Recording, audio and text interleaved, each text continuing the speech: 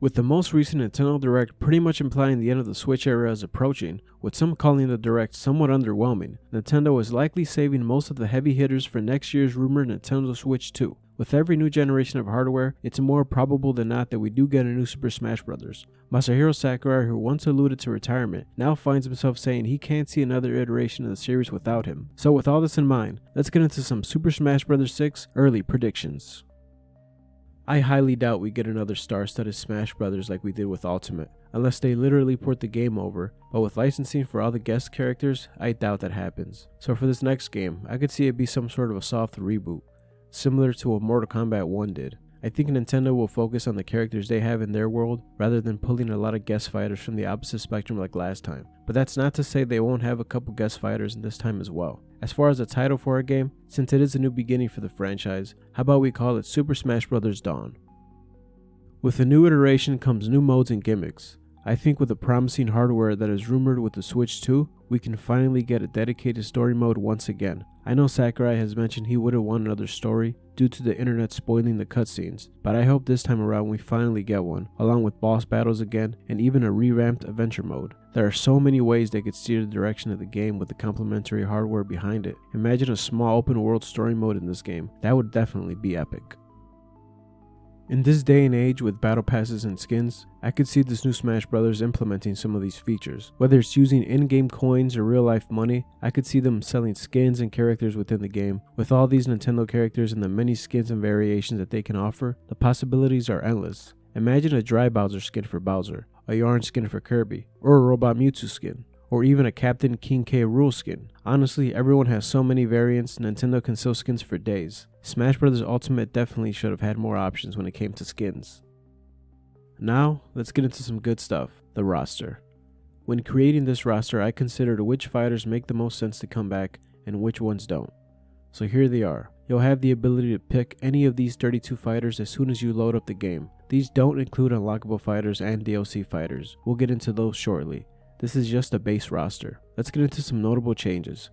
First off, Echo fighters will be in the same box as their respective fighters that they are echoing, just so they won't take up a whole separate slot, since essentially they play pretty much the same as each other. Next, we have Zelda and Ganondorf, whose default costume changes will match their most recent game. I gave Sonic a costume change as well. I had him look like his classic self just to match his look in Sonic Superstars, and plus, I prefer this look for him anyway.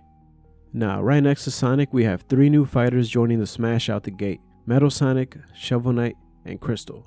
Shovel Knight was an assist trophy last time around, which is disappointing. Metal Sonic is one of my favorite Sonic characters, and I feel like it's long overdue for another Sonic character to finally be added as a fighter. And as for Crystal, I felt the Star Fox series needed to get some love. We haven't had a new Star Fox fighter since Wolf, which was so long ago in Brawl.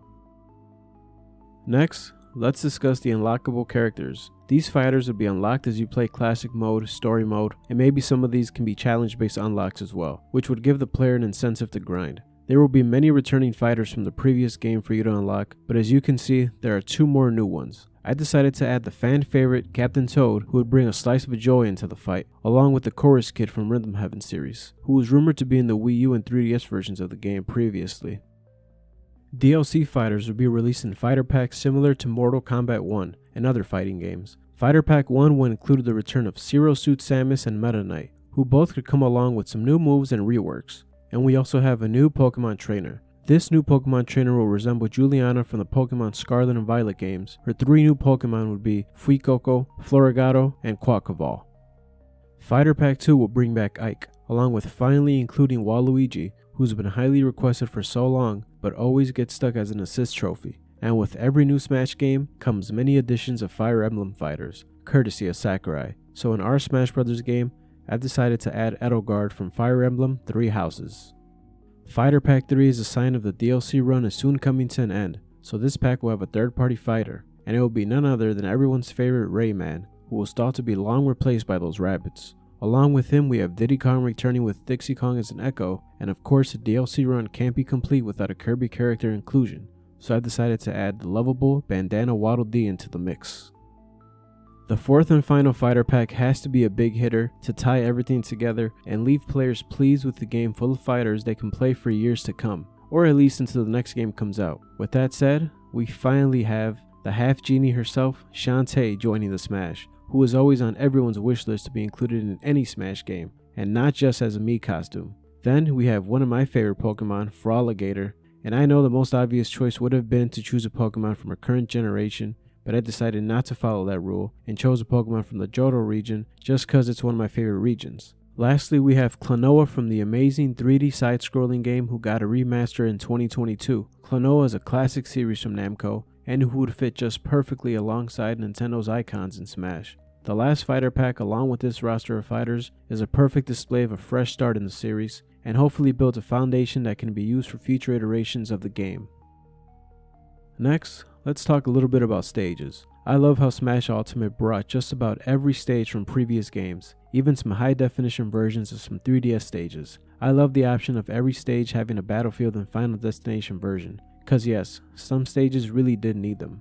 So when it comes to stages, there are so many games they can pull from, I really don't have a preference, as long as they don't bring back this one, or this one, or this one too.